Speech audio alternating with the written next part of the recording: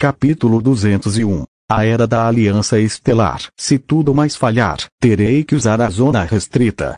Sunan recuperou a compostura e continuou em frente. Pedras de trovão são mais comumente encontradas em áreas onde os raios são frequentes. As regiões externas do espaço do elemento relâmpago dificilmente contêm alguma, então ele teve que se aprofundar mais. No entanto, não precisou ir muito longe antes de encontrar um espírito elemental do relâmpago. Um espírito elemental do relâmpago de nível inferior apareceu como uma massa cintilante de finos arcos elétricos. Somente à medida que se fortaleciam, sua aparência gradualmente assumia uma forma mais humanoide. No nível de um gigante elemental, eles teriam a parte superior do corpo semelhante a um ana, com a metade inferior composta de arcos elétricos em espiral, ou poderiam se tornar inteiramente humanoides. O que estava diante dele era apenas um espírito de nível inferior, sem sequer um vago contorno humano. Sunan o despachou com um simples míssil mágico, reduzindo-o a cinzas. O plano do elemento relâmpago não teve problemas com o esgotamento de energia.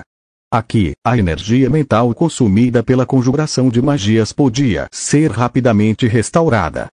No entanto, havia um problema mais grave. O plano do elemento relâmpago continha quase exclusivamente partículas de energia de relâmpago, tornando quase impossível conjurar magias que exigissem outros tipos de partículas de energia.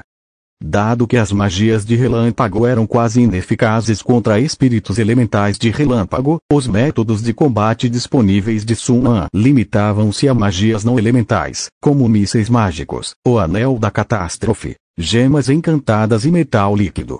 Quanto ao trovão negro, era de pouca utilidade no plano do elemento relâmpago. Após a morte do espírito, ele deixava para trás uma pequena quantidade de pó cristalino. Era pó elemental, um material rico em energia elemental que podia ser usado para encantar ou criar itens mágicos. Sunan o invocou com um gesto e o armazenou em seu anel espacial. No semiplano infundido de relâmpago, a aura distinta de Sunan se destacava como um polegar dolorido. À distância, os espíritos elementais de relâmpago podiam sentir sua presença. A maioria deles crepitava e avançava em sua direção, ansiosos para transformá-lo em restos carbonizados. Apenas alguns ignoraram, flutuando preguiçosamente no ar como nuvens.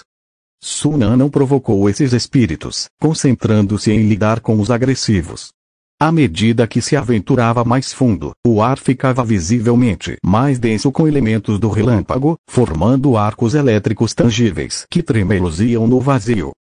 Os espíritos elementais que encontrou também se tornaram mais fortes.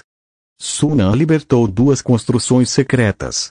Marionetes comuns não podiam ferir os espíritos elementais do relâmpago incorpóreos, mas marionetes de nível superior com propriedades encantadas e magicamente aprimoradas podiam.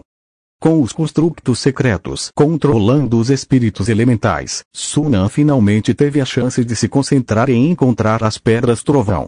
Não demorou muito para que ele fizesse uma descoberta. Com um gesto, uma pedra negra se ergueu do chão e pousou em sua palma. Sentindo a intensa energia elétrica em seu interior, ele sorriu. Finalmente, algum progresso. Ele então vasculhou minuciosamente a área ao redor e encontrou várias outras pedras trovão. Com essas descobertas, a motivação de Sunan só aumentou. O plano do elemento relâmpago não tinha dia nem noite. Devido aos numerosos espaços, era raro encontrar outros seres. O tempo passava facilmente despercebido. Após um tempo indeterminado, Sunan parou e descobriu que seu anel espacial agora continha mais de 200 pedras trovão.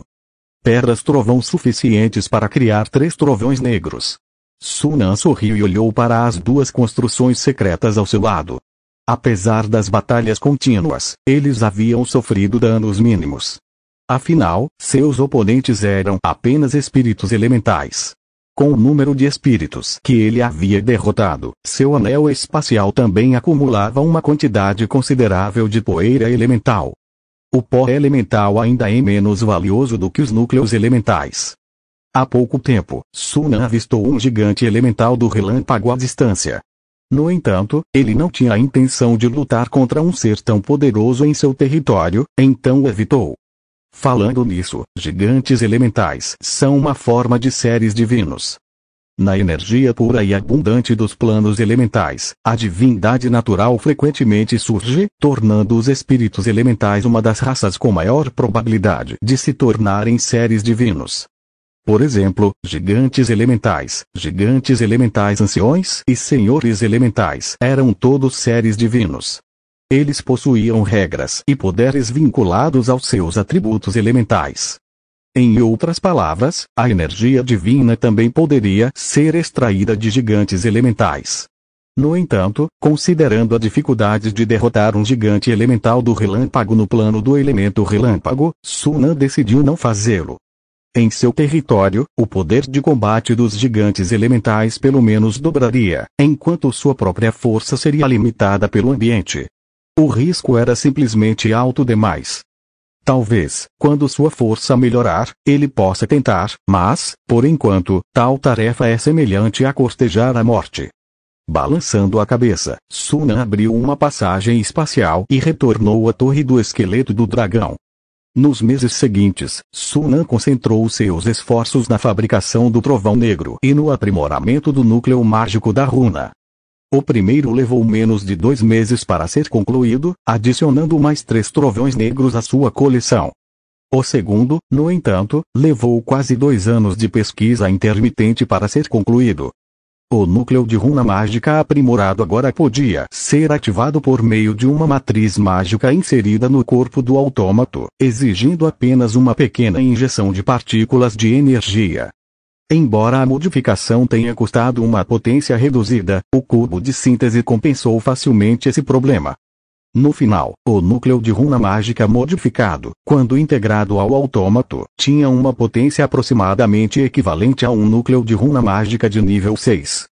Não que Sunan não quisesse integrar um núcleo mais avançado, mas esse era o limite da capacidade do autômato.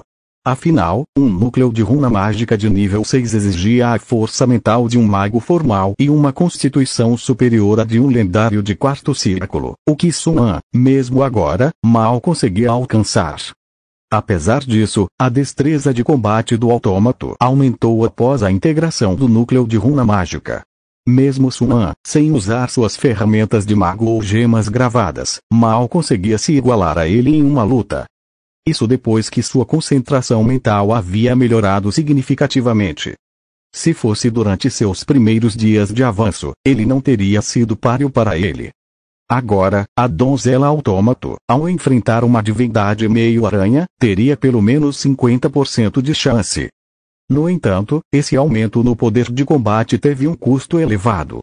Além de integrar o núcleo de runa mágica de nível 6, a estrutura do corpo do autômato teve que ser aprimorada para suportá-lo, elevando o custo total para 480 mil moedas de ouro. Para contextualizar, o custo de formar um pequeno exército de golems era de apenas cerca de 400 mil moedas de ouro. Em outras palavras, o custo de um único autômato era equivalente ao de um pequeno exército de golems. O custo de criar marionetes de alto nível só aumentará daqui para frente. Afinal, muitos materiais só podem ser obtidos por meio de síntese, o que é muito mais caro do que a fabricação tradicional, refletiu Sunan. Por exemplo, se um núcleo de runa mágica de nível 6 fosse fabricado manualmente, seu custo seria pelo menos metade do de um sintetizado. Da mesma forma, um golem de aço, uma marionete lendária de 1º círculo, custa significativamente menos para ser fabricado do que um golem de pedra de elite do mesmo nível. Esse era o preço de usar o cubo de síntese. É claro que, comparado às habilidades milagrosas do cubo, esse custo era insignificante. Afinal, a capacidade de síntese do cubo teoricamente não tinha limite máximo, e muitos itens que não podiam ser fabricados com qualquer quantidade de ouro poderiam ser facilmente sintetizados pelo cubo. De fato, para o atual Sunan, moedas de ouro não eram mais um problema. A verdadeira limitação eram os recursos. Com o controle sobre o domínio sudeste do submundo e o Império Luz Estelar como um mercado para mercadorias, a Aliança Estelar gerava milhões de moedas de ouro anualmente. No entanto, recursos como o mitril, essenciais para a criação de autômatos, limitavam-se aos veios de mitril sob o continente luz estelar. A produção anual de mitril permanecia dentro de uma faixa fixa, e nenhuma quantidade de ouro poderia aumentá-la. O mesmo se aplicava a outros recursos raros. Esse problema se tornaria ainda mais grave quando ele controlasse todo o continente luz estelar. Sem um parceiro comercial terceirizado, os recursos de Sunan seriam limitados aos disponíveis no continente luz estelar, tornando as moedas de ouro adicionais inúteis. Felizmente, os recursos do continente luz estelar são suficientes para construir uma torre mágica. Assim que as barreiras planares forem restauradas e o continente luz estelar puder negociar com outros planos, o problema dos recursos será resolvido. Balançando a cabeça, Sunan clareou os pensamentos e voltou ao refinamento do autômato. Ele ainda tinha mitril suficiente para criar mais 2 autômatos. No submundo, o domínio noroeste. Acima da cidade da Floresta dos Cogumelos, recentemente devastada pela guerra, nuvens de fumaça verde subiam no ar, iluminadas pelo brilho das pedras fosforescentes que lançavam luz sobre as ruínas abaixo. Golems de argila moviam-se pelos escombros, carregando cadáveres ensanguentados para serem incinerados fora da cidade. Corey, empoeirado e cansado, abriu caminho pelas ruínas, com seu manto cinza manchado de sangue, claramente tendo acabado de emergir de uma batalha feroz. A cidade da Floresta dos Cogumelos havia reunido as últimas forças de elite do domínio noroeste, e a resistência era intensa, forçando-o, como comandante, a se juntar pessoalmente à briga. Levou mais de meio dia de combates intensos para finalmente capturar esse durão. Mas ele tinha um bom motivo para fazê-lo. Com a queda da cidade da Floresta dos Cogumelos, não havia mais resistência significativa no domínio noroeste. Os poucos retardatários restantes poderiam ser facilmente derrotados. O domínio noroeste estava, para todos os efeitos, sob o controle da Aliança Estelar. Em não mais de 2 meses, o conflito ali seria dominado. Ao pensar em quantos anos se passaram desde a última vez que visitara a Floresta do Dragão, até mesmo o normalmente impassível Corey não pôde deixar de sentir uma pontada de nostalgia.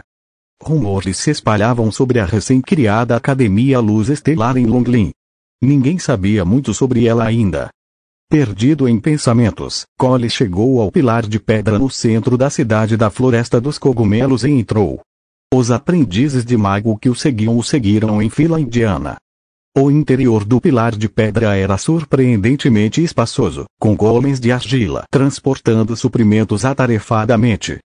Cole rapidamente encontrou o armazém. Antes mesmo de entrar, viu Ethan emergir, com um sorriso encantado no rosto. Ao ver a expressão de Ethan, Cole percebeu que tinha uma grande quantidade de recursos, mas ainda assim perguntou: como foi? Muito proveitoso, disse Ethan, com os olhos brilhando de alegria. Parece que os recursos dos armazéns das antigas cidades-estado foram todos concentrados aqui. O rosto de Cole também se abriu em um leve sorriso.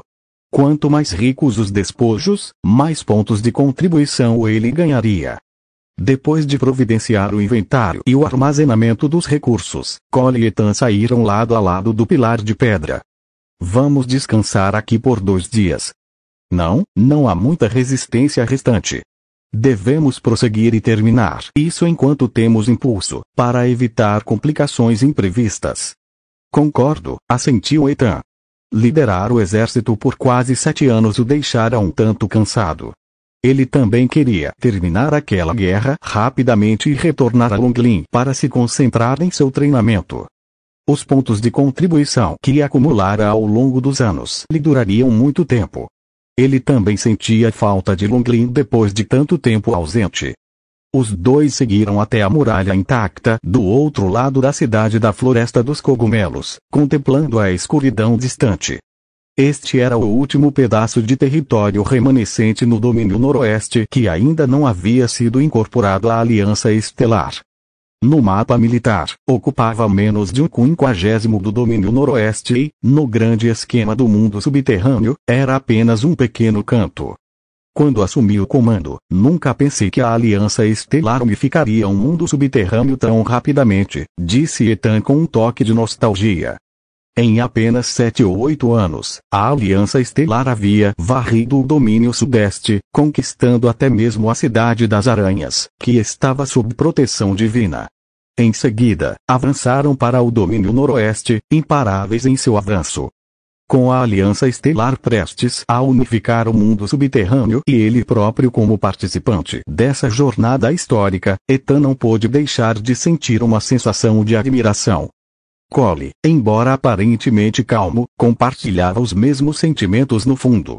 Apenas algumas décadas atrás, a base era uma pequena área perto da cidade Relâmpago. Quem imaginaria que, em menos de 30 anos, se tornaria um gigante pronto para unificar todo o mundo subterrâneo? Para muitos, foi nada menos que um milagre. É tudo por causa do professor, disse Cole. Com o passar dos anos, Ethan se acostumou com a admiração fervorosa de Cole pelo professor e simplesmente sorriu em resposta. Ouvi dizer que o Império está se preparando para atacar o domínio noroeste. Assim que conseguirem, todo o continente Luz Estelar estará ao alcance da Aliança Estelar. Esse dia chegará em breve, assentiu Cole. Para eles, mesmo que o Império da Luz Estelar eventualmente unificasse o mundo da superfície, não seria diferente de uma ação direta da Aliança Estelar. O Império da Luz Estelar era um vassalo da Aliança Estelar, e seu desenvolvimento dependia inteiramente da Aliança. Em essência, podia ser considerado um afiliado da Aliança Estelar. Não se tratava de arrogância ou presunção. Era um consenso amplamente aceito entre os aprendizes de magos da Academia da Luz Estelar e a nobreza do Império. Embora o Império da Luz Estelar e a Aliança Estelar parecessem ser forças independentes e iguais, qualquer pessoa com o mínimo de perspicácia sabia que a igualdade só existia quando ambos os lados tinham poder igual. O Império da Luz Estelar, embora fosse uma força formidável na superfície, era muito mais fraco do que a Aliança Estelar em termos de força real. O Império também dependia fortemente da Aliança para obter recursos, uma dependência que não era mútua. Dadas essas circunstâncias, o Império da Luz Estelar tinha pouca influência. Com o tempo, naturalmente se tornaria uma subsidiária da Aliança Estelar. Do imperador aos nobres, esse acordo não era apenas aceito, mas bem-vindo. O futuro pertence à Aliança Estelar. Ethan sorriu, e de repente se perguntou em voz alta: qual você acha que será o próximo alvo da Aliança Estelar depois de conquistar o continente Luz Estelar? Cole fez uma pausa, pensando por um momento antes de responder. Ouvi dizer que magos antigos gostavam de conquistar outros planos de existência. Talvez nosso professor tenha ambições semelhantes. Os olhos de Ethan brilharam. Parecia um objetivo digno. Ele também estava ansioso para ver as maravilhas de outros planos. Se a Aliança Estelar algum dia embarcasse em tal conquista, ele definitivamente gostaria de se juntar a ela e explorar outros mundos. Mas primeiro, ele precisava avançar para o posto de aprendiz de mago de terceira classe. Para a Aliança Estelar atual, um aprendiz de mago de segunda classe ainda era muito fraco. Capítulo 202. A Floresta Negra. No ano de 1278 do calendário da Luz Estelar, durante um mês de pergaminhos, agosto, a última cidade-estado independente na região noroeste caiu para a Legião Golem, marcando a conquista completa do noroeste pela Aliança Estelar.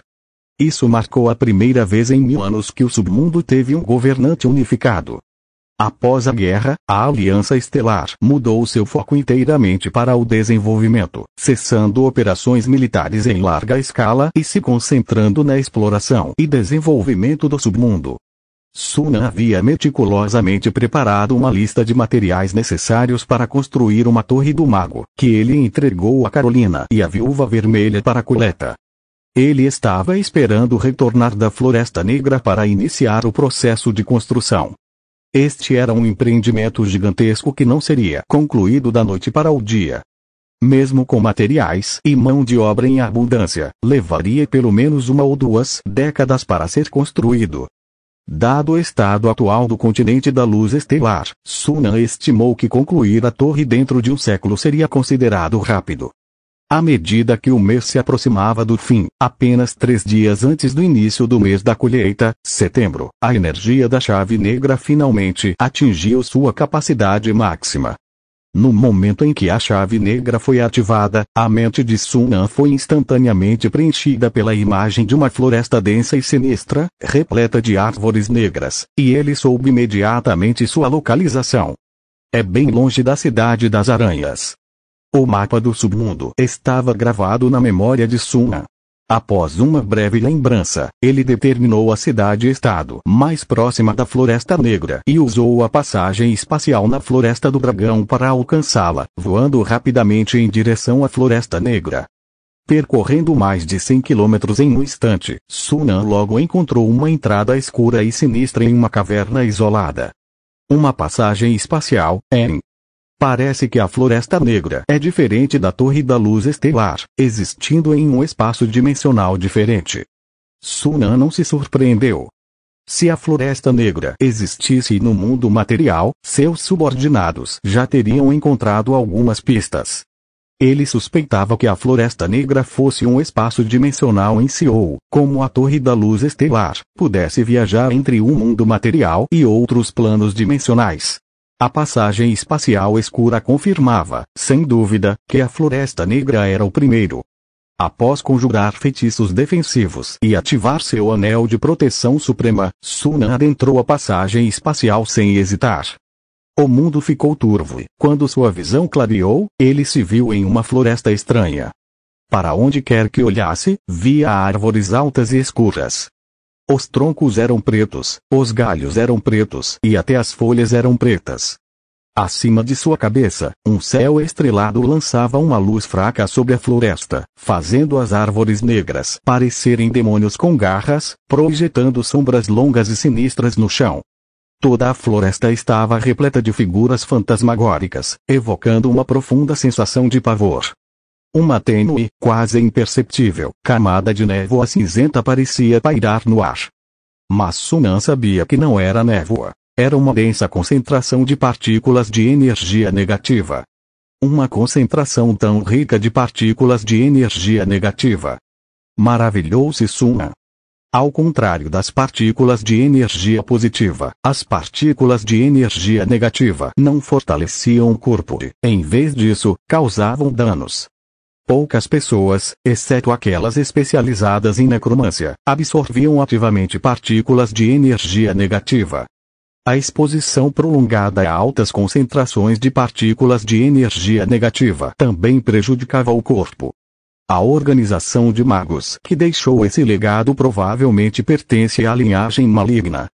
Aprendizes de mago de primeiro nível e cavaleiros abaixo do nível lendário seriam corroídos em uma poça de pus em pouco tempo se entrassem aqui. Os requisitos para entrar neste legado mágico são claramente mais rigorosos do que os da Torre da Luz Estelar, e os métodos de avaliação provavelmente são diferentes. Sun An tinha uma vaga ideia, mas precisava observar mais para confirmá-la. Sua energia mental se espalhou e, após um momento de percepção, escolheu uma direção com maior concentração de partículas de energia negativa e começou a caminhar. Se seu palpite estivesse correto, o núcleo da Floresta Negra deveria estar naquela direção. A luz das estrelas que incidia na floresta parecia assumir uma tonalidade escura. O ambiente ao redor era mortalmente silencioso, com apenas o som dos passos de Sun An quebrando a quietude, tornando o ambiente sombrio e sinistro ainda mais opressivo. Sun An inicialmente esperava encontrar algumas plantas mágicas raras, mas sua busca cuidadosa não resultou em nada. Quando estava prestes a desistir, um clarão vermelho brilhante chamou sua atenção. Seu olhar mudou e ele se aproximou com um pouco de cautela. Após uma inspeção mais detalhada, encontrou um canteiro de rosas vermelhas. As pétalas vermelhas brilhantes eram pontilhadas de estrelas pretas ou douradas, e espinhos ocos de cerca de 15 centímetros de comprimento circundavam a base, florescendo sobre uma pilha de ossos brancos fantasmagóricos.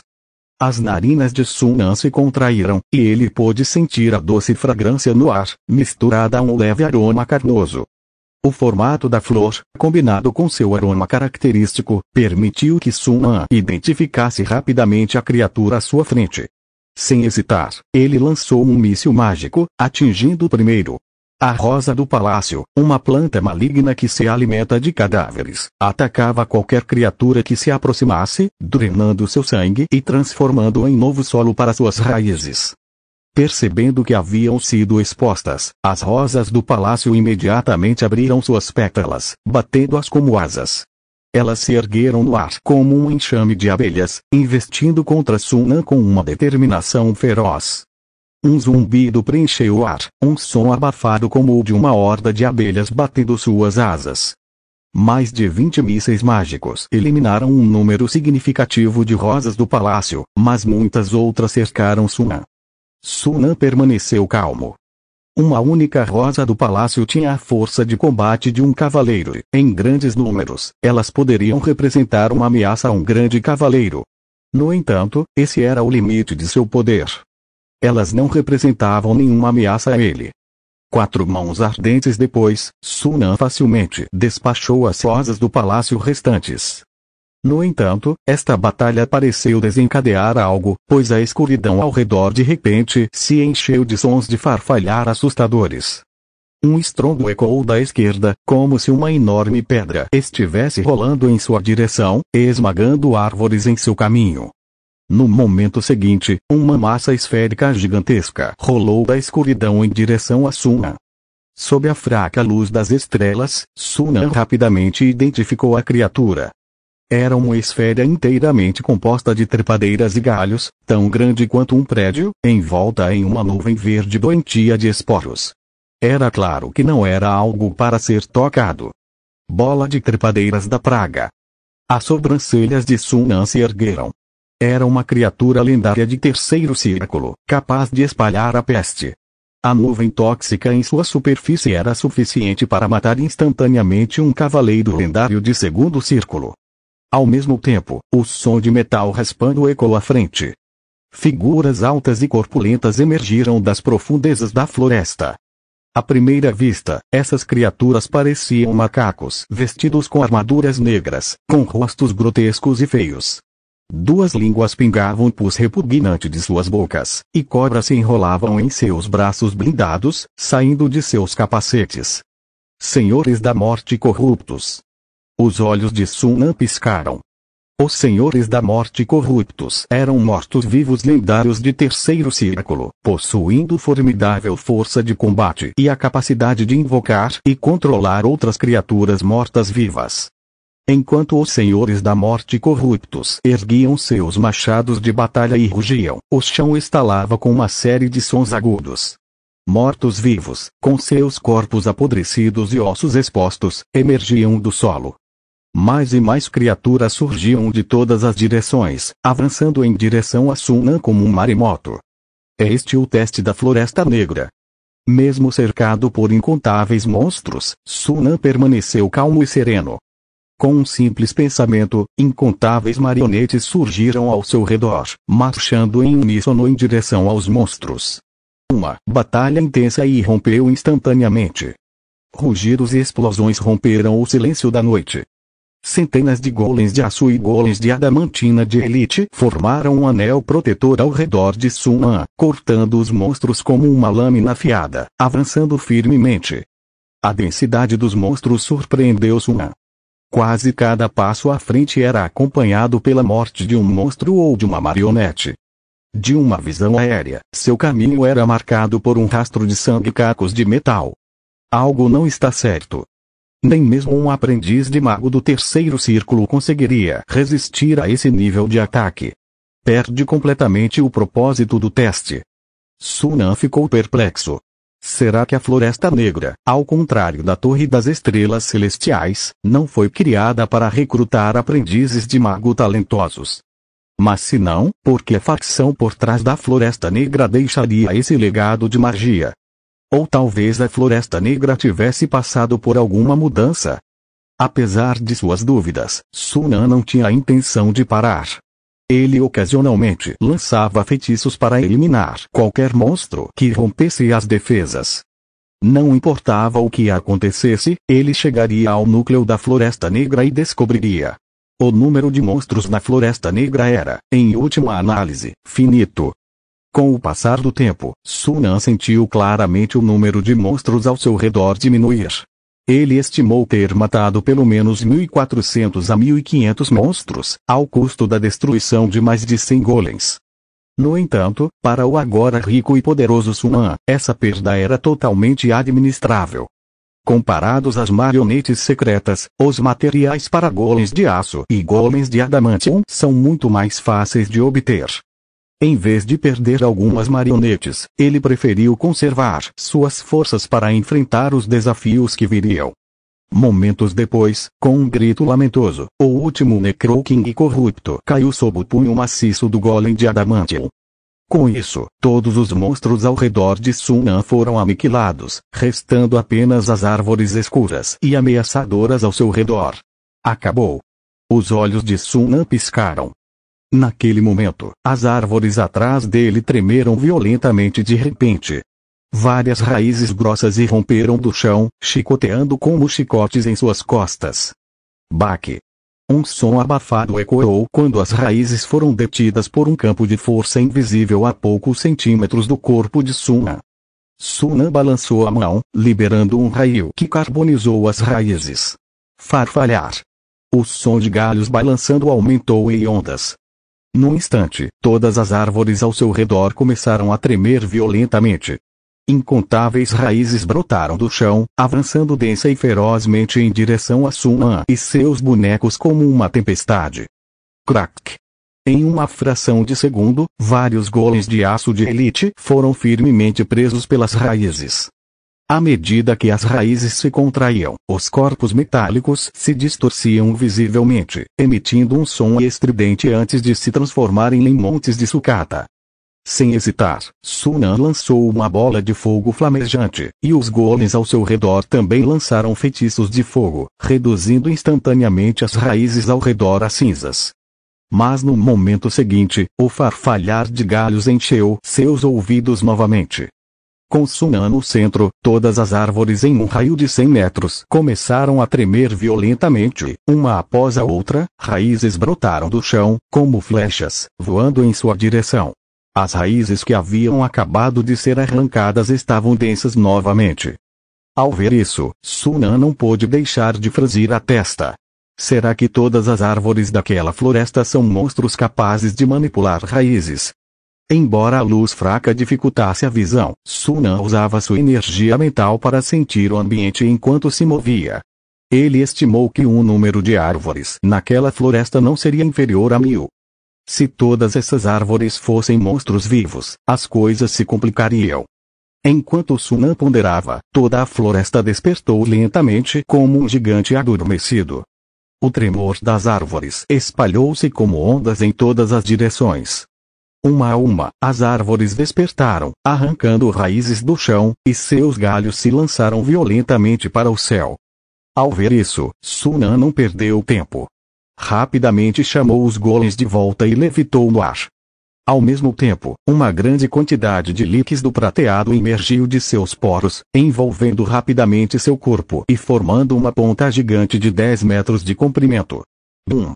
Com um estrondo sônico estridente, a ponta gigante disparou para a frente como um raio.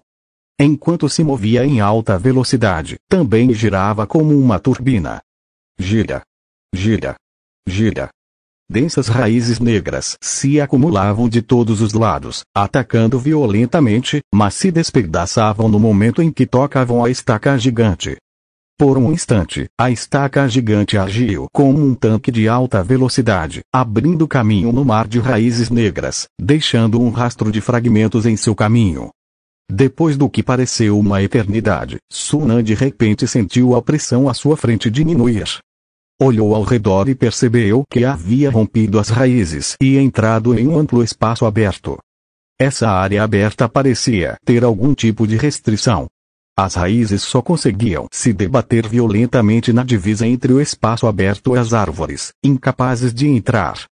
Assim que se certificou de que as raízes não representavam mais nenhuma ameaça, Sunan recolheu o metal líquido e dirigiu o olhar para o centro da área aberta.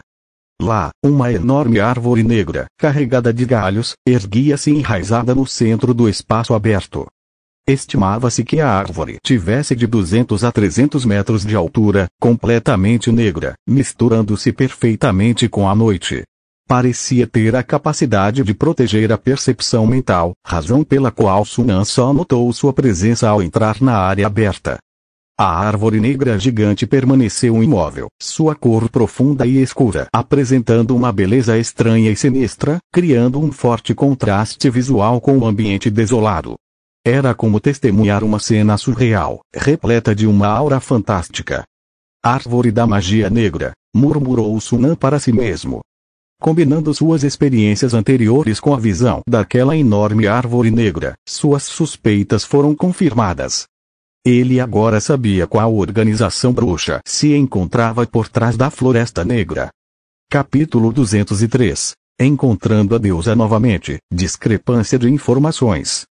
Normalmente, as plantas simbolizam a vida e não são associadas à morte. No entanto, no mundo dos magos, essa não é uma regra rígida. Um grupo de magos se especializa em combinar plantas com a morte, criando uma variedade de criaturas únicas no processo.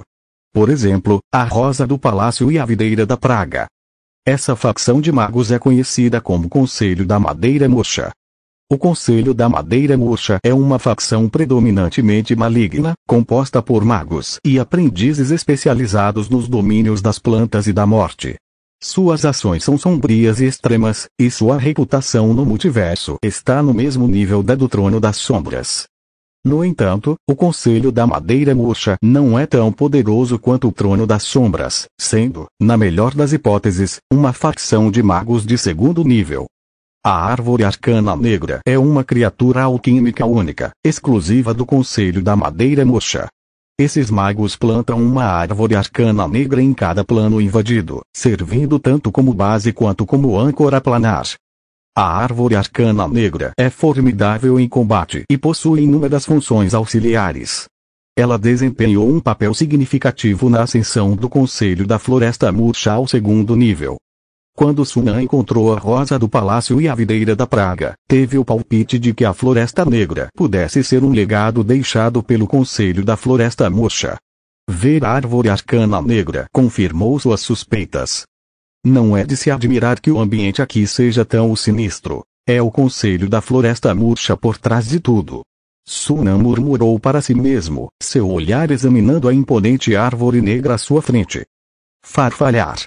Os galhos e folhas da árvore arcana negra tremeram de repente, e uma voz profunda e rouca, como a de um ancião idoso, ecoou. Parabéns, mago sortudo, por passar no teste da Floresta Negra. A voz parecia vir de todas as direções, mas também soava como se originasse de dentro da árvore arcana negra. Como recompensa, você receberá a essência de 1000 árvores. Um longo galho negro se estendia da densa copa, alcançando Sunan. Na ponta do galho havia um bloco de madeira, aparentemente esculpido no próprio tronco da árvore, com intrincados padrões arbóreos em sua superfície. O bloco tinha apenas o tamanho de um ovo, mas Sunan conseguia sentir claramente a imensa energia contida nele. Um brilho de excitação brilhou em seus olhos. A essência de 1000 árvores é uma formação cristalina criada quando uma planta mágica milenar morre, condensando toda a sua essência. Ela contém uma energia vasta e suave que pode ser absorvida sem refinamento ou purificação, aprimorando significativamente o foco mental. É muito procurado por magos de primeira linha. Apenas este pequeno pedaço da essência de 1000 árvores poderia aumentar seu foco mental em pelo menos 10%. Dadas as condições rigorosas exigidas para sua formação, apenas uma planta mágica de 1000 anos pode produzi-la. A essência de 1000 árvores é bastante rara. Mesmo o Conselho da Madeira Murcha, especializado em magia vegetal, não produz mais do que um punhado por ano. Sunan não esperava que o Conselho da Madeira Murcha deixasse a essência de 1000 árvores na Floresta Negra como recompensa para aqueles que passassem no teste. E se fosse uma recompensa, isso significava que havia mais pedaços. Uma recompensa tão generosa não parecia ao estilo de uma facção maligna. Os olhos de Sun An piscaram, e ele silenciosamente pegou a essência de 1000 árvores, fingindo armazená-la em seu anel espacial enquanto, na verdade, a colocava no cubo de síntese. Quando viu o texto exibido pelo cubo de síntese, um brilho de conhecimento surgiu em seus olhos, e ele zombou interiormente. Como ele suspeitava. Muito bem, mago, pode ir agora, soou novamente a voz profunda da árvore arcana negra. A floresta negra logo se fechará e não reaparecerá por 20 anos. Espero vê-lo então. Duvido que você realmente espere por isso, disse Sun An, significativamente. O que quer dizer com isso? Exatamente o que eu disse. Enquanto falava, Sun An balançou a mão abruptamente, e 2 gemas gravadas com explosão de trovão voaram de sua mão, transformando-se em relâmpagos ofuscantes que atingiram a árvore arcana negra. Ao mesmo tempo, uma pequena ponta de lança, intrincadamente trabalhada, pousou na palma da mão de Sun An. Ao cerrá-la, um brilho profundo e escuro irrompeu entre seus dedos, formando rapidamente uma longa lança negra. Swoosh! A lança disparou de sua mão, o raio de luz negra perfurando o vazio e disparando em direção à árvore arcana negra. Farfalhar! Uma grande quantidade de metal líquido irrompeu do corpo de Sun An, fundindo-se no ar em uma multidão de pontas prateadas brilhantes que preencheram densamente o céu. Elas então caíram em uma tempestade torrencial. Naquele instante, Sun An liberou toda a sua força, lançando seus 3 trunfos mais poderosos simultaneamente, todos mirando na árvore arcana negra. A árvore da magia negra jamais havia previsto o ataque repentino de Sun An. Pega de surpresa, mal conseguiu reunir defesas suficientes a tempo, conseguindo apenas manipular suas raízes e galhos para emergir do solo e da copa, tecendo uma espessa teia de videiras à sua frente. Mas no instante seguinte, a teia foi rasgada e estilhaçada pelo trovão, transformando-se em cinzas que se dissiparam no ar. Imediatamente depois, o raio negro de luz atravessou seu tronco. Com a explosão violenta do trovão negro, uma cratera chocante surgiu no centro do enorme tronco da árvore da magia negra. Através da cratera, era possível ver a madeira queimada, ainda fumegante, e a paisagem atrás da árvore. Antes que pudesse recuperar o fôlego, uma tempestade de metal prateado se abateu sobre ela, acompanhada por um chiado contínuo, abrindo um corte após o outro em seu tronco. Após essa barragem implacável, a árvore da magia negra ficou com inúmeras feridas, emitindo um uivo penetrante e agonizante. Um fogo violeta irrompeu repentinamente do centro de seu tronco, espalhando-se rapidamente por todo o seu corpo e copa. Os espinhos prateados que tocaram essas chamas foram instantaneamente vaporizados. Mago! A árvore da magia negra finalmente teve forças para lançar um desafio furioso, com incontáveis galhos negros brotando de sua copa como cobras venenosas, mirando diretamente em Sun An. Por que você me atacou? Você ainda vai fingir? Sun An zombou, seu olhar percorrendo o fogo púrpura no corpo da árvore da magia negra. Silêncio. Após um longo momento, a árvore da magia negra finalmente falou, mas desta vez sua voz não era mais grave e rouca. Em vez disso, transformou-se em uma voz feminina melodiosa e madura. Como você descobriu? A voz era estranhamente familiar. Mesmo tendo-a ouvido apenas uma vez, Sun An ainda se lembrava vividamente. Era a mesma voz que sussurrara em seu ouvido 3 anos antes, depois de matar a favorita da divindade Meio-Aranha. A voz da protetora da Elfa Negra, a Rainha Aranha. Adivinhe, respondeu Sun An calmamente.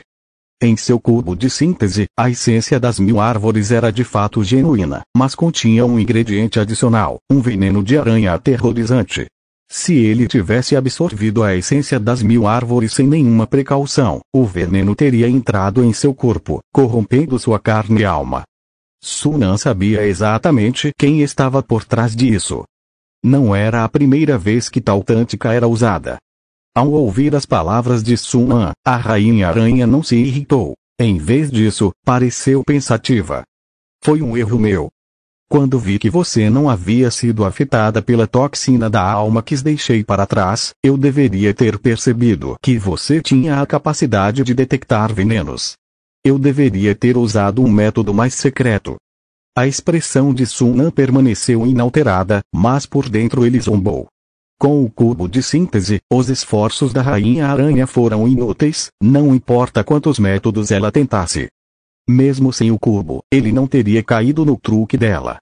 Sempre suspeitará que a Rainha Aranha pudesse estar envolvida na Floresta Negra, e o comportamento incomum do Conselho da Madeira Morta em deixar a essência das 1000 árvores só aumentar as suas suspeitas. Ele jamais a teria absorvido sem cautela. O fracasso da Rainha Aranha decorria de sua falta de conhecimento sobre a familiaridade dele com o Conselho da Madeira Morta. A lacuna de informações garantia que seu plano jamais daria certo. Você parece estar escondendo alguns segredos. A voz da Rainha Aranha carregava um toque de interesse. Estou surpresa que uma feiticeira como você ainda possa aparecer no continente Luz Estelar hoje. Estou começando a me interessar por você. Não tenho interesse em você, disse Sunan friamente. Divindades devem permanecer em seus reinos divinos. A teia do fosso profundo é vasta o suficiente. Deve satisfazê-lo. Seja no passado, presente ou futuro, o continente Luz Estelar não é lugar para você se intrometer. Você parece saber muito sobre mim. A voz da Rainha Aranha fez uma breve pausa. Estou ficando cada vez mais curiosa sobre suas origens. Você pode pensar no assunto com calma. A Rainha Aranha riu suavemente, sua voz carregada de um tom sedutor. Jovem mago, desta vez eu perdi. Como recompensa pela sua vitória, deixarei este corpo de árvore para você. Aguardo ansiosamente nosso próximo encontro e espero que você me traga mais surpresas. À medida que a voz da Rainha Aranha se dissipava, o fogo roxo na árvore da magia negra se enfraquecia gradualmente. Quando a última palavra foi dita, a chama final se extinguiu. A presença divina havia desaparecido completamente do enorme tronco da árvore. Ao perceber que não tinha chance de virar o jogo, a astuta deusa aranha cedeu decisivamente e partiu, deixando suas esperanças de vingança para outro dia. Sunan só conseguiu rir disso. Ele provavelmente encontraria a deusa aranha novamente no futuro, mas definitivamente não seria nas circunstâncias que ela desejava. Em suas memórias, a futura emboscada dos magos contra a deusa aranha terminaria em um fracasso desastroso, mas isso sem a sua intervenção. Se ele assumisse o papel de predador oculto, o resultado poderia ser bem diferente. Talvez ele pudesse dar à deusa aranha outra surpresa. Após um momento de percepção concentrada, Sunan confirmou que a deusa aranha havia de fato desistido e ido embora. Ele então se aproximou da árvore da magia negra. A árvore da magia negra servia como uma âncora espacial e também podia funcionar como um portal para viagens interplanares. O Conselho da Floresta Morta havia deixado a árvore da magia negra na Floresta Negra, provavelmente para usá-la como trampolim para se infiltrar no continente Luz Estelar antes de outras facções de bruxos, assim que a barreira do plano estivesse quase totalmente reparada. No entanto, a deusa aranha descobriu a Floresta Negra e usurpou seu controle, usando a âncora espacial da árvore da magia negra para abrir uma fenda e infiltrar seu poder divino no plano. Isso levou a série de eventos na cidade Aranha-Demônio. Em outras palavras, destruir a árvore da magia negra cortaria os meios da deusa aranha de influenciar o continente Luz Estelar. Até que a barreira do plano fosse totalmente reparada, ela não seria capaz de interferir no continente Luz Estelar novamente. Se Sunan não tivesse emboscado e danificado severamente a árvore da magia negra, a deusa aranha não teria desistido tão facilmente. Uma batalha feroz teria se iniciado. Sunan acariciou a superfície áspera da árvore da magia negra, sentindo a energia divina residual em seu interior, e um sorriso se espalhou por seu rosto. Esta árvore da magia negra estava morta há muito tempo. A essência das 1000 árvores era provavelmente a essência que se formou após sua morte.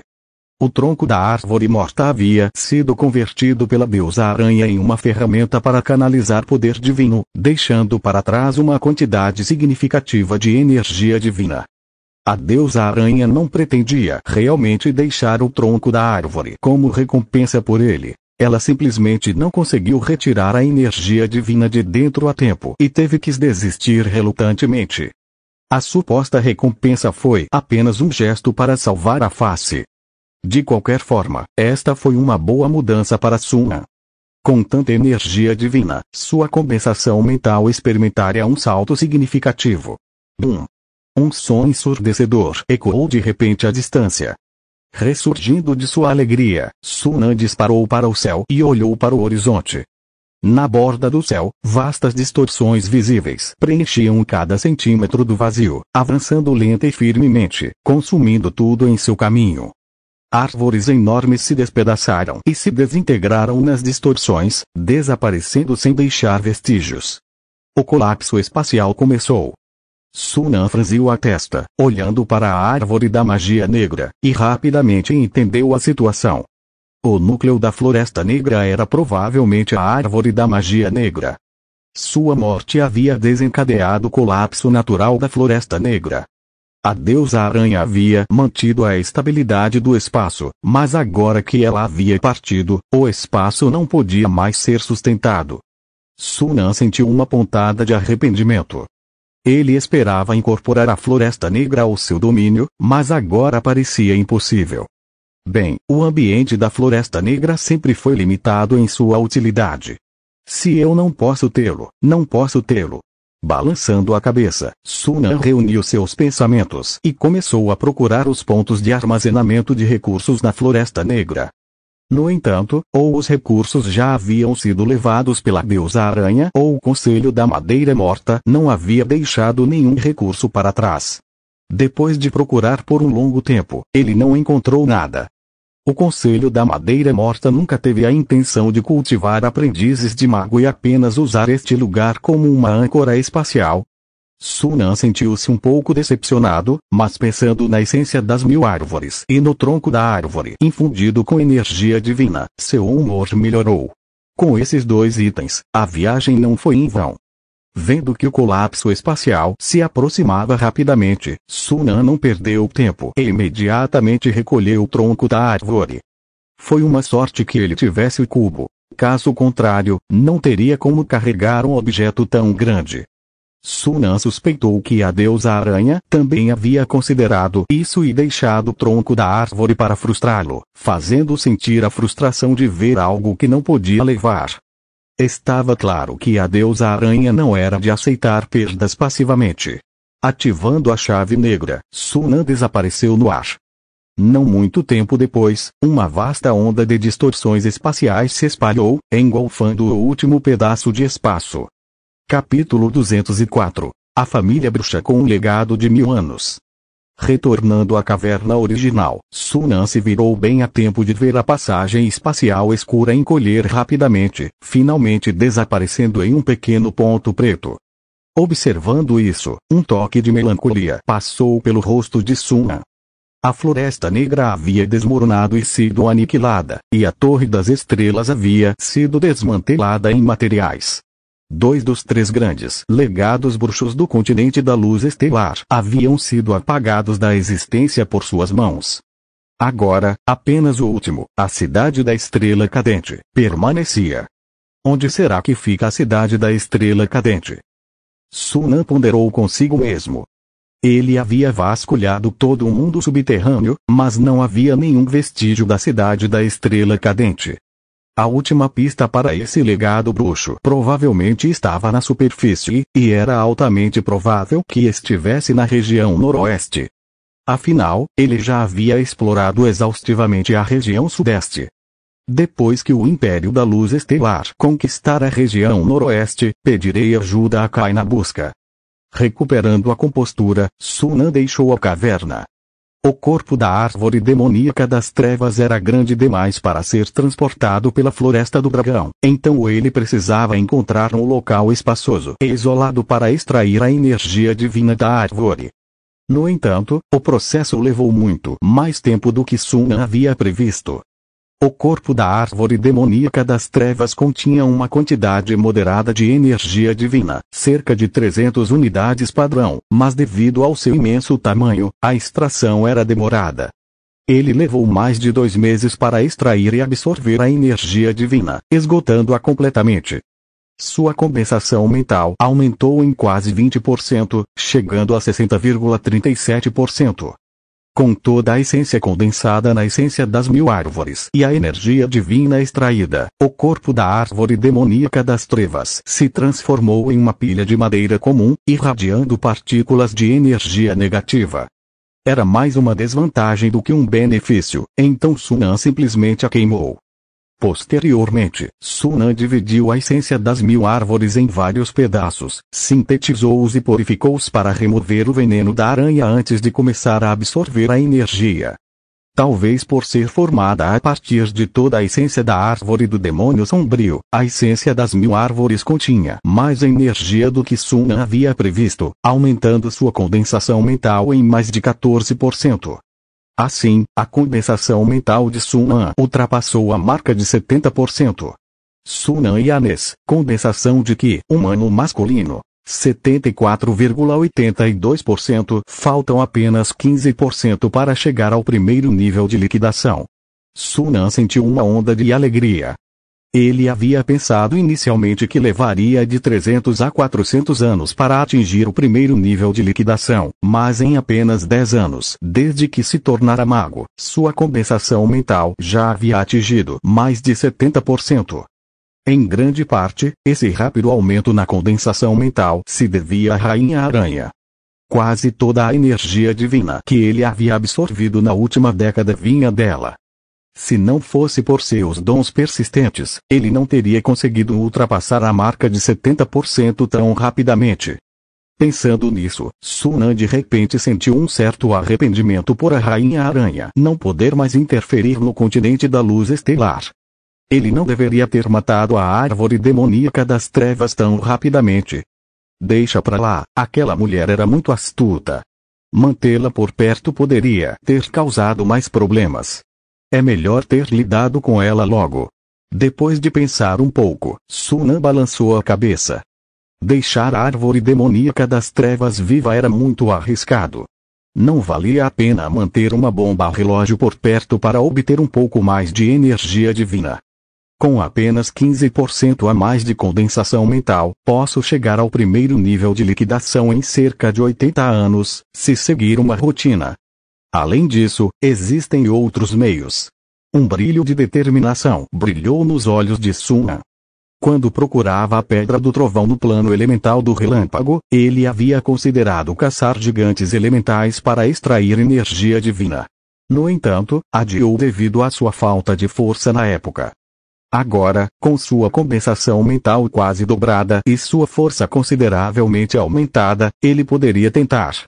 Se tivesse sucesso, teria uma fonte constante de energia divina. Mas precisava se preparar bem. O plano elemental do relâmpago era o território dos gigantes elementais do relâmpago. Os únicos métodos eficazes contra eles eram magias não elementais, gemas elementais que não fossem de relâmpago e metal líquido.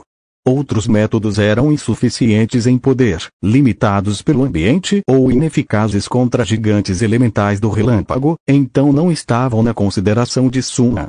Prepararei mais gemas encantadas. Se tudo mais falhar, posso subjugá-lo com gemas encantadas. Com um plano em mente, Sunan partiu sem mais delongas, usando o feitiço de levitação para se elevar no ar e voar em direção à cidade mais próxima. Calculando o tempo, a viagem levou cerca de 3 meses. No entanto, com o fim da guerra, a Aliança Estelar não deveria ter muito com que se preocupar.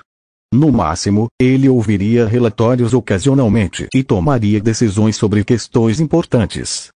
Assim que retornou à Torre do Osso do Dragão, Carolina e a Viúva Vermelha imediatamente vieram vê-lo. Mestre, coletamos todo o mármore e metais que o senhor solicitou, mas o mármore branco ainda levará algum tempo. No escritório, Carolina entregou uma lista detalhando os diversos materiais já coletados, incluindo mármore, obsidiana e aço fino. Esses eram os materiais básicos de construção necessários para construir uma torre de mago. No entanto, a coleta era apenas o primeiro passo.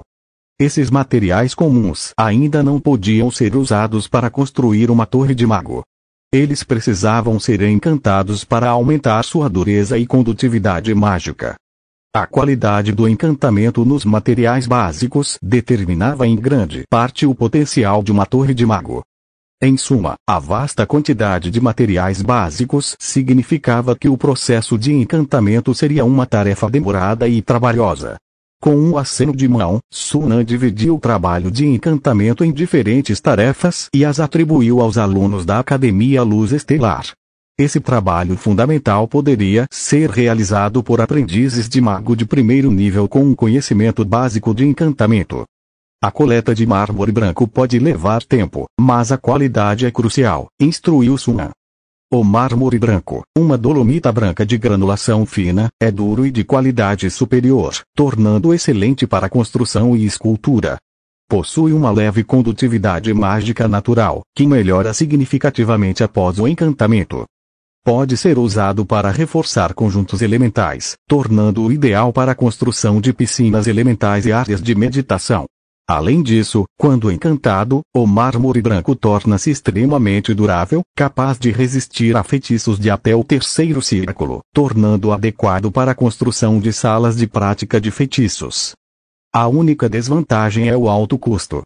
E os outros materiais? Perguntou Sunan, abaixando a lista. Carolina respondeu respeitosamente. Coletamos todos os lingotes de aço mágico e gemas de alta qualidade, mas ainda faltam 3/5 dos cristais áuricos, pó místico e areia estelar. Já enviei mais pessoas para reuni-los. Além disso, estou solicitando ao Império Luz Estelar que auxilie a Aliança Estelar na aquisição de minas de prata do mundo da superfície, listando a prata como um recurso estratégico sob nosso controle. Isso aumentará significativamente nossa produção de mitril. Sunan assentiu levemente. As grandes instalações de uma torre de mago, incluindo piscinas elementais, fornalhas elementais, escudos de energia mística, anéis flutuantes e dispositivos de ataque de longo alcance, exigem grandes quantidades de materiais raros, incluindo o mitril. O continente Luz Estelar não possui canais de comércio com outros planos, então todos os recursos devem ser produzidos internamente. Coletá-los é naturalmente um processo lento, que depende do tempo para se acumular gradualmente. Além disso, alguns materiais não são encontrados no continente Luz Estelar, então Sunan precisa encontrar maneiras de pesquisar e criar alternativas. Sem o cubo de síntese, construir uma torre de mago no continente Luz Estelar seria um sonho. A capacidade de Carolina de coletar uma quantidade significativa de materiais raros em tão pouco tempo já era uma prova de sua eficiência. Sunan não era de criar expectativas irreais. Bom trabalho! Ao receber elogios de seu mestre, o rosto de Carolina se iluminou como uma alegria incontrolável. A viúva vermelha, que estava por perto, revirou os olhos para si mesma. Do que havia para tanto orgulho? Quando estava prestes a expressar seus pensamentos, Sunan de repente se virou para ela. Há algo novo na superfície? Carolina cuidava principalmente dos assuntos do mundo subterrâneo, enquanto a viúva vermelha era responsável pelo mundo da superfície. Ao ouvir a pergunta de Sunan, a viúva vermelha imediatamente se endireitou e respondeu respeitosamente. Mestre, o Império Luz Estelar lançou formalmente uma ofensiva contra a região noroeste há um mês. As sobrancelhas de Sunan se ergueram, mas ele não estava particularmente surpreso. Já se passaram quase 7 anos desde a unificação da região sudeste, e o Império Luz Estelar havia digerido quase completamente os resultados da guerra anterior, estabilizando a região sudeste. Agora, avançar para a região noroeste do continente não era inesperado. No entanto, se esse fosse o único motivo, a viúva vermelha não teria lhe relatado naquele momento. Sunan acenou com a cabeça para que ela continuasse. Há 5 dias, o imperador Koi enviou uma carta solicitando o envio de combatentes de alto nível para apoio. Sunan finalmente demonstrou surpresa. Por quê? Com a força militar atual do Império Luz Estelar, eles deveriam ser capazes de conquistar a região noroeste. Por que precisariam solicitar ajuda da Aliança Estelar? A expressão da Viúva Vermelha era estranha quando ela respondeu. Todos os países da região noroeste formaram uma aliança para resistir ao Império Luz Estelar. Além disso, sob a mediação da família Russell, quase todos os aprendizes de mago de terceiro nível da região noroeste uniram forças para assassinar os comandantes dos vários exércitos do Império. Devido a esses indivíduos, o Império está em turbulência, e as linhas de frente não conseguem avançar. Por isso, eles solicitaram nossa ajuda. A família Russell? O interesse de Sunan foi despertado. O que há de tão especial neles? Aprendizes de mago de terceiro nível eram tipicamente reclusos, indiferentes ou arrogantes, tornando incrivelmente difícil reuni-los. O fato de a família Russell ter conseguido tal feito foi genuinamente surpreendente. A Viúva Vermelha entregou um documento a Sunan e explicou. A família Russell é uma linhagem de magos milenares como uma herança profunda e rica. Dizem que seus ancestrais eram magos de 1000 anos atrás e desfrutam de enorme prestígio no domínio do Noroeste. Embora não façam parte de nenhuma família real, são respeitados por todas as nações. Além disso, a família Russell tem uma posição elevada entre os aprendizes de mago.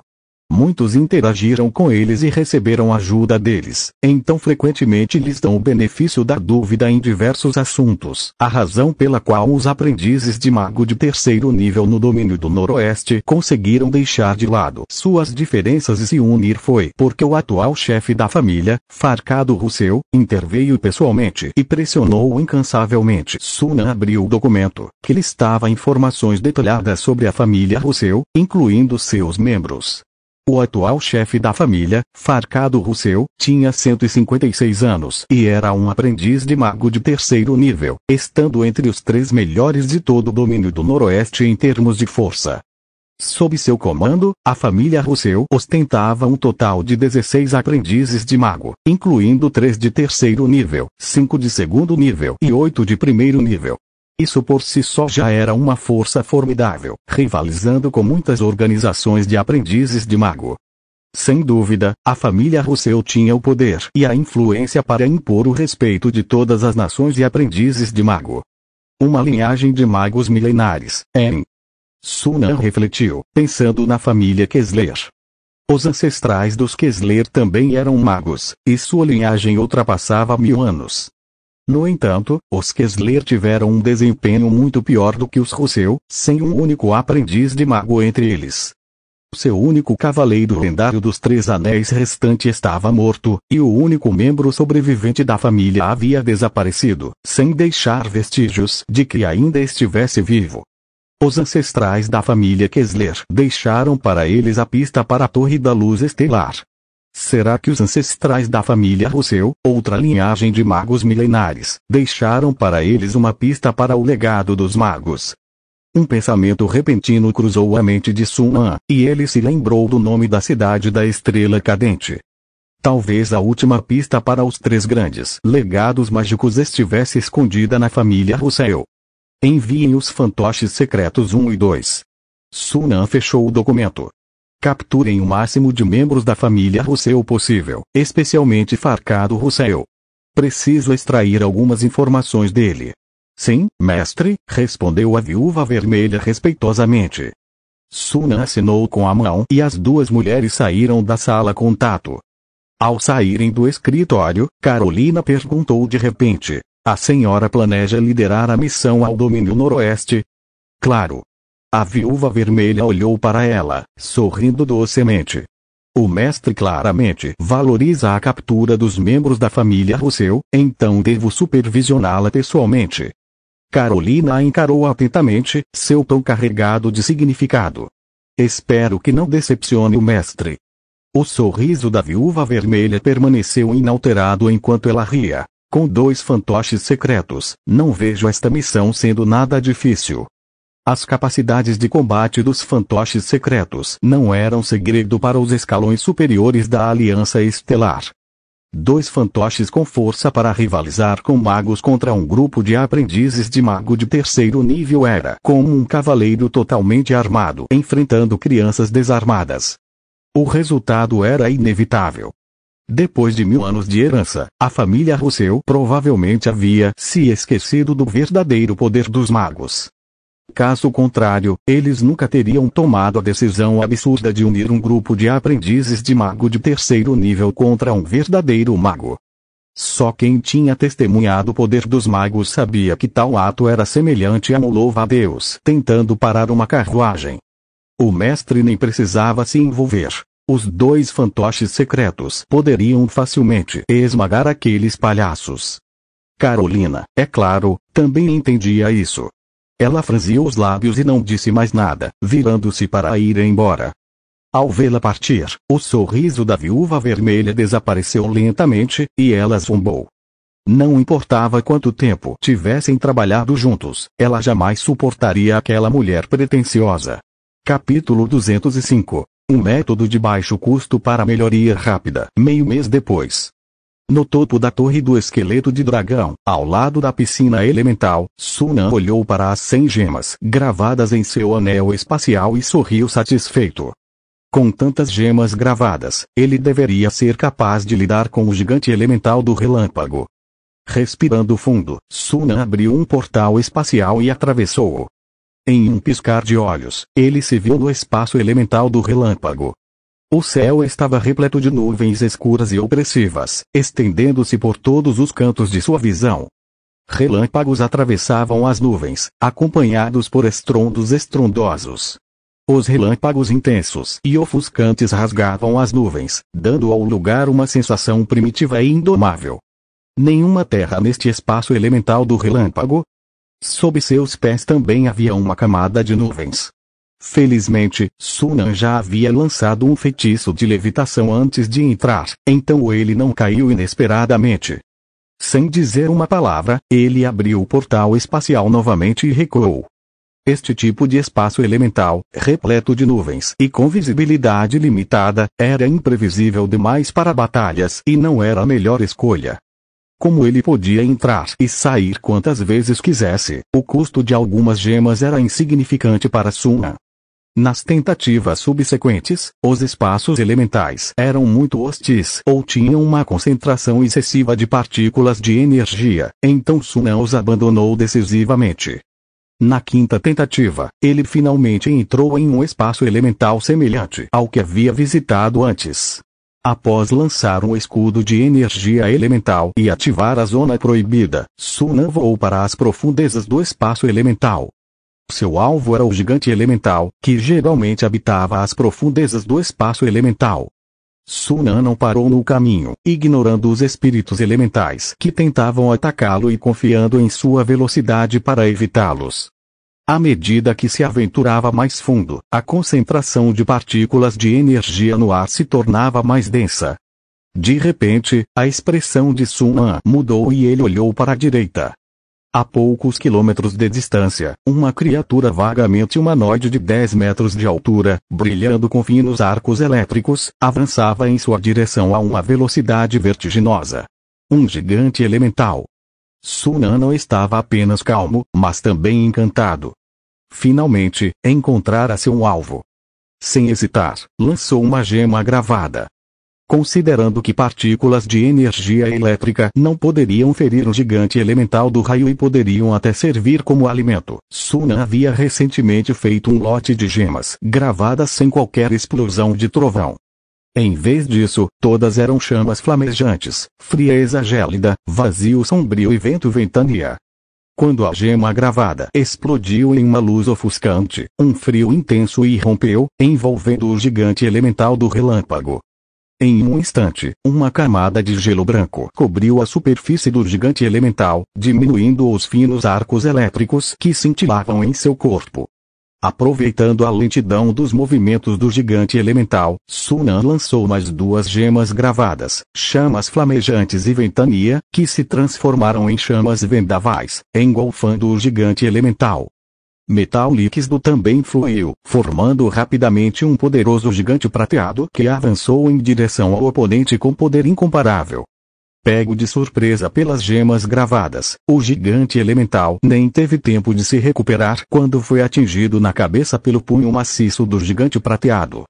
A forma etérea do gigante elemental normalmente resistia a todos os ataques físicos, mas não conseguia resistir ao metal líquido infundido com energia elemental. O soco do gigante o fez cambalear.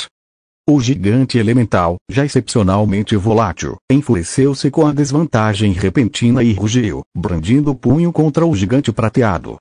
Tanto o gigante elemental quanto Sunan estavam no nível de um mago, mas seu estilo de combate era primitivo e brutal. Eles se chocaram com força bruta, seus punhos colidindo como gigantes de ferro de 1000 quilos, produzindo um estrondo ensurdecedor. Energia visível e ondas de choque violentas irradiaram do centro do choque, distorcendo o vazio ao redor. O chão sob seus pés rachou e se fragmentou, formando rapidamente uma enorme cratera. Após uma breve troca de golpes, Sunan teve uma boa noção da situação. Talvez por não terem realmente entrado no núcleo do espaço elemental, este gigante elemental relâmpago não era particularmente forte em comparação com seus semelhantes, equivalente a um mago de gás de nível recém-promovido, na melhor das hipóteses. No entanto, com a vantagem de jogar em casa, seu poder de combate foi aumentado para quase o de um mago de líquido de nível 1. Felizmente, isso ainda estava ao alcance de Sunan. Tendo avaliado a força de seu oponente, Sunan não se conteve mais. Ele controlou o gigante prateado para lançar um ataque feroz enquanto arremessava generosamente gemas gravadas. Com seu foco mental aprimorado, o número de gemas gravadas que ele conseguia sintetizar aumentou para 22, cada uma com cerca de 4 vezes o poder de uma runa comum. Esse poder não deveria ser subestimado, mesmo por um mago formal. Enquanto mais de uma dúzia de gemas com inscrições eram arremessadas uma após a outra, o gigante elemental do trovão ficou momentaneamente atordoado. Chamas rápidas, ventos ferozes e sombras escuras o golpeavam implacavelmente. Em apenas algumas respirações, o relâmpago brilhante que envolvia o gigante elemental do trovão diminuiu visivelmente, e seu corpo maciço encolheu quase pela metade. Aproveitando a oportunidade, Sunan pressionou seu ataque com ferocidade ainda maior. Após mais de 10 minutos, o rugido de desafio ecoou quando o corpo do gigante elemental do trovão se despedaçou em inúmeras partículas que se dissiparam no ar, deixando para trás um cristal azul irregular do tamanho de um ovo caindo no chão. Sunan emergiu do corpo do gigante prateado e rapidamente pegou o cristal. Observando o belo cristal azul em sua palma, sorriu de alegria. Um núcleo elemental. Uma forma cristalina condensada com abundante energia elemental, era um material de grau superior ao pó elemental. Somente séries elementais do nível de gigantes elementais ou superior possuíam núcleos elementais em seus corpos. No entanto, esse não era um motivo da alegria de Sunan. O que o excitava ainda mais era a energia divina contida no núcleo elemental.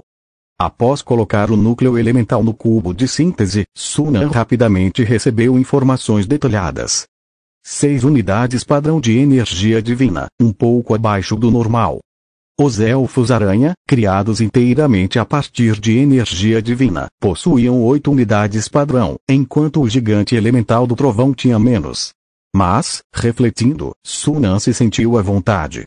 Os elfos-aranha eram criados inteiramente a partir de energia divina, enquanto os gigantes elementais do trovão eram uma combinação de energia elemental e divina, sendo a energia elemental a força dominante. Era natural que o conteúdo de energia divina fosse menor. Deve ser suficiente para aumentar meu refinamento mental em cerca de 0,4%. Anteriormente, essa quantidade de energia divina poderia ter aumentado seu refinamento mental em 0,5% a 0,6%, mas à medida que seu refinamento mental aumentava, também aumentava a dificuldade de aprimoramento.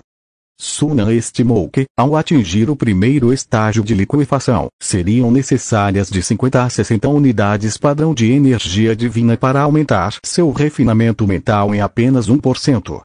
No entanto, nesse estágio, os benefícios de um núcleo elemental ainda eram bastante significativos. A batalha lhe custou 18 gemas de inscrição. Estimando o custo, Sunan calculou que cada gema de inscrição custava agora cerca de 5.800 moedas de ouro, totalizando 18 gemas equivalentes a aproximadamente 100.000 moedas de ouro. Gastar 100.000 moedas de ouro para obter cerca de 0,4% de refinamento mental foi uma troca justa. Com a energia elemental espacial reabastecida, Sunan rapidamente restaurou sua energia mental ao seu auge e continuou sua caçada. Ele não tinha a intenção de se aventurar mais profundamente na área central. Em vez disso, circulou as bordas do núcleo, em busca de mais gigantes elementais do trovão. Não demorou muito para que Sunan encontrasse outro alvo. Desta vez, ele não esperou o gigante elemental do trovão atacar. Ele avançou imediatamente. A batalha irrompeu novamente. 2 dias depois, quando Sunan retornou à Torre do Osso do Dragão, seu anel espacial continha mais 3 núcleos elementais. O custo era de mais de 50 gemas de inscrição. Sentado ao lado da piscina elemental, Sunan começou a absorver a energia divina dos núcleos elementais. Seres divinos gerados naturalmente, como os gigantes elementais do trovão, possuíam energia divina pura, livre de qualquer mancha de fé, permitindo que fosse absorvida e sintetizada diretamente. Quando os 3 núcleos elementais foram reduzidos a pó, o refinamento mental de Sunan havia aumentado para 76,06%. Ao ver os dados em sua interface, Sunan sentiu uma imensa satisfação. Nesse ritmo, ele logo alcançaria o primeiro estágio da liquefação. O único problema era que esse método de aprimoramento exigia muitos recursos. Para atingir o primeiro estágio da liquefação, ele precisaria investir pelo menos 6 milhões de moedas de ouro em gemas de inscrição. Embora a renda anual da Aliança Estelar ultrapassasse 10 milhões de moedas de ouro, o dinheiro era necessário para diversos fins. Fabricar marionetes, fazer poções de cristais espirituais, fabricar ferramentas de bruxa e, a despesa mais significativa, construir a Torre dos Magos. Sacar 6 milhões de moedas de ouro colocaria uma pressão considerável no fluxo de caixa da Aliança Estelar. Se ao menos houvesse uma maneira mais barata de caçar gigantes elementais do trovão, ponderou Sunan. Mas ele também sabia que estava sendo ganancioso. Quantos aeromantes de primeiro estágio poderiam caçar gigantes elementais do trovão no espaço elemental do trovão como ele? Sem alguns trunfos e técnicas, um aeromante comum de primeiro estágio seria reduzido a cinzas ao encontrar um gigante elemental do trovão no espaço elemental do trovão. A menos que fossem descendentes de espíritos verdadeiros, com magos de estágios superiores coletando núcleos elementais para usar em seu treinamento. Balançando a cabeça, Sunan descartou esses pensamentos impraticáveis e se concentrou no pó deixado pelos núcleos elementais. Embora a energia divina tivesse sido absorvida, a energia elemental permaneceu, efetivamente revertendo-a para pó elemental. Espere um momento. Um lampejo de inspiração atingiu Sunan de repente. Titãs elementais são evoluções de espíritos elementais. Durante esse processo, o pó elemental dentro de um espírito elemental coagula gradualmente para formar um núcleo elemental. Em outras palavras, a evolução de um espírito elemental para um titã elemental é essencialmente a transformação do pó elemental em um núcleo elemental. Isso significa que o pó elemental pode ser usado para sintetizar um núcleo elemental contendo energia divina. O ânimo de Sunan se elevou imediatamente. Essa possibilidade não é pequena. Assim como o sangue do Belknopker, que contém fatores especiais herdados da criatura divina, o Skreambag. Enquanto esses fatores forem ativados, a energia divina pode nascer. O mesmo se aplica aos espíritos elementais. Eles provavelmente contêm um fator especial em seus corpos. Uma vez que a concentração de energia elemental atinge um certo limite, uma mudança quantitativa levará a uma mudança qualitativa, ativando esse fator e transformando o espírito em um titã elemental, gerando assim energia divina. Se este for realmente o caso, então, no futuro, ele poderá usar o pó elemental para sintetizar núcleos elementais. Caçar espíritos elementais é muito mais fácil do que caçar titãs elementais. Recuperando a compostura, Sunan imediatamente se preparou para tentar. O pó elemental que ele obteve no espaço elemental do relâmpago ainda estava armazenado com segurança em seu anel espacial. Ele o retirou e o colocou no cubo de síntese. Poeira elemental, pureza, 28,35%, contém energia elemental do relâmpago concentrada. Pode ser usado para criar poções, itens mágicos e golems, bem como para criar matrizes mágicas. Sem parar, Sunan continuou adicionando pó elemental ao cubo de síntese, com os olhos fixos na interface de síntese. A pureza do pó elemental aumentou rapidamente. Quando ultrapassou o limite de 100%, as informações na interface de síntese finalmente mudaram. Núcleo elemental, um corpo cristalino contendo uma enorme quantidade de energia elemental de relâmpago, bem como um traço de energia divina pura, 0,1 unidade padrão. Pode ser usado para criar poções, itens mágicos e golems, bem como para criar matrizes mágicas. A energia divina pode ser absorvida diretamente para aumentar a acuidade mental. Sucesso! O rosto de Sunan se iluminou de alegria. De fato, o pó elemental pode ser usado para sintetizar o núcleo elemental. Mesmo contendo apenas 0,1 unidade padrão de energia divina, ainda é um sucesso. A quantidade não é o problema. Desde que não seja zero, ele pode usar o cubo de síntese para aumentá-la gradualmente. Respirando fundo, Sunan acalmou sua euforia e despejou o pó elemental restante no cubo de síntese. No final, ele sintetizou um núcleo elemental contendo 2 unidades padrão de energia divina. Ele então absorveu a energia divina do núcleo, e sua acuidade mental aumentou em 0,13%. O aumento foi pequeno, mas encheu Sunan de entusiasmo. Dessa forma, ele não teria que arriscar a vida ou gastar uma fortuna caçando titãs elementais. Ele poderia simplesmente caçar espíritos elementais. Inicialmente, ele pretendia apenas encontrar outra maneira de obter energia divina, mas inesperadamente descobriu um método de baixo custo para aumentar rapidamente sua acuidade mental. Sunan sentiu-se incrivelmente eufórico. Seu olhar pousou no pó em que um núcleo elemental havia se transformado e um pensamento lhe ocorreu. Este pó elemental pode ser reutilizado. Se sim, os olhos de Sunan brilharam e ele imediatamente colocou todo o pó de volta no cubo de síntese. No entanto, para sua decepção, o núcleo elemental sintetizado desta vez não continha energia divina. Será que os fatores especiais foram absorvidos junto com a energia divina? Decepcionado, Sunan compreendeu rapidamente. Sem os fatores especiais, o pó elemental não poderia mais gerar energia divina e só poderia ser usado como material comum. Balançando a cabeça, Sunan rapidamente se recompôs. Embora fosse um pouco decepcionante, encontrar uma maneira de sintetizar núcleos elementares ainda era uma conquista significativa. Com esse método, ele poderia avançar para o estágio de liquefação de primeiro nível em apenas 2 ou 3 anos. Isso reduziria significativamente o tempo que ele havia estimado inicialmente. Seguindo essa tendência, talvez eu até tenha a chance de avançar para o nível de mago de segundo nível antes que a barreira planar seja restaurada. Um sorriso se espalhou pelos lábios de Sunan. Mesmo no vasto multiverso, um mago de segundo nível